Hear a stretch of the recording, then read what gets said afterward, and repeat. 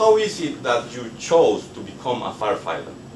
Well, you know, growing up in New York, you are, the way I grew up, you have not so many choices.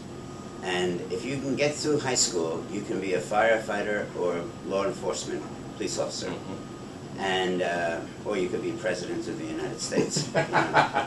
But generally, people in my neighborhood did not go to college. And my brother, in fact, was the first person in my whole family who ever went to college. And I didn't even go to high school. I left school in the 8th grade. And I went back to school many years later and went to college after I was a fireman.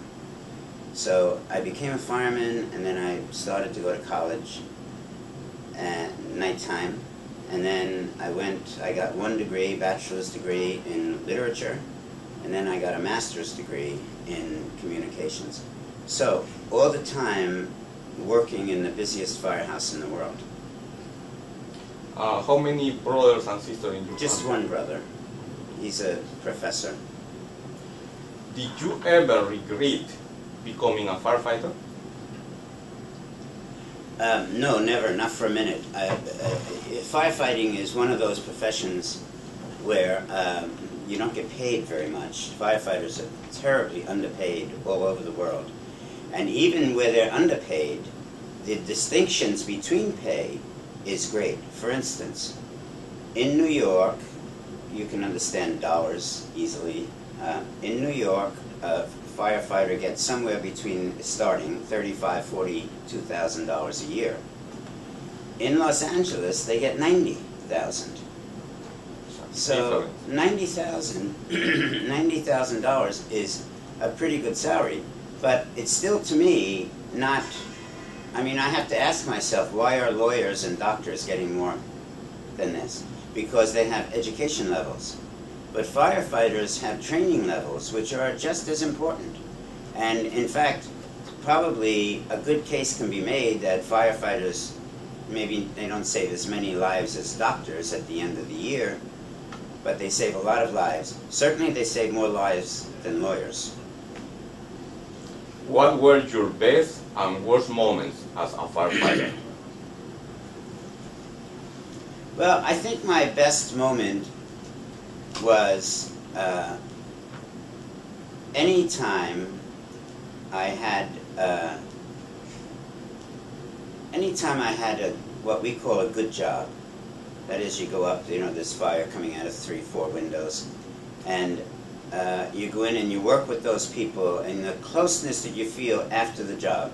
You say, well, you got through that, that was a hard job, you're beat up, you're dirty, but you're very like this, close like this with the people you work with. So it makes you really feel good that you did this as a team. It's a team effort. The worst time, of course, was 9/11. But, you know, it's not the first time. I was at the fire on 23rd Street, where we lost 12 firemen back in 1967. And I was there at that fire, and it was the worst time the New York City Fire Department ever had.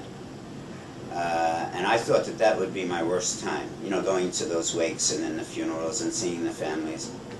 And then after 9/11, I got there just very early in the morning, and then to go through all of that, and then to go through all those funerals, dozens and dozens of funerals I went to, and to see all those families. It was a very difficult time. How did the idea of writing your book, Report from Engine Company 82, come about?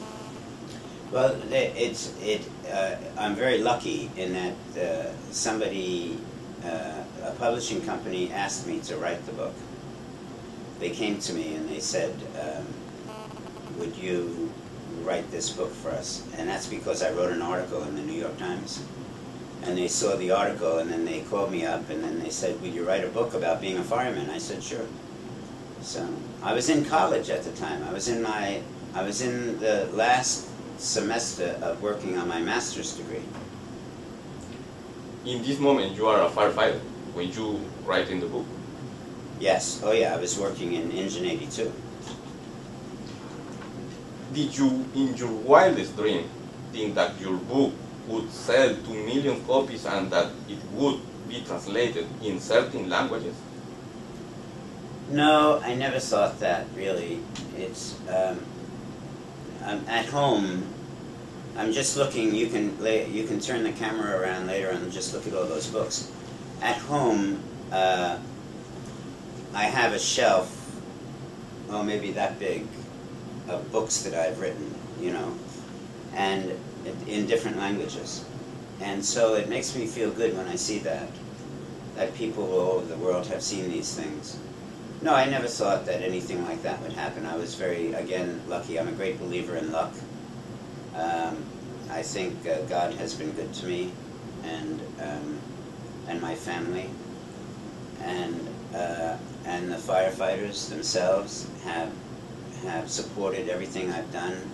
You know, they supported Firehouse Magazine, tremendous success today, important magazine. They supported the financial things that I do. I just had my brand new credit card, you see, Chase. You go to chase.com, you see the first responders. And so they've supported that. And my company, firstresponders.com.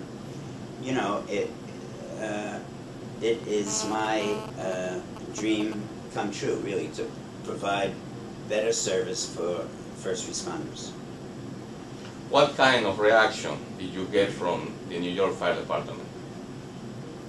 When I wrote Engine 82? After the book, the publishing the book? Oh, they were great.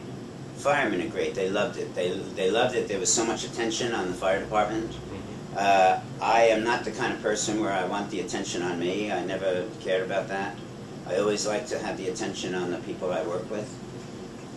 Even here in this company, I have working with me is Pete Hayden, the former chief of the New York Fire Department, works here with me, and you know, I like to talk about him a lot because he's a great man, and he was, to me, the real hero of 9/11, and so the firefighters have always been absolutely wonderful to me.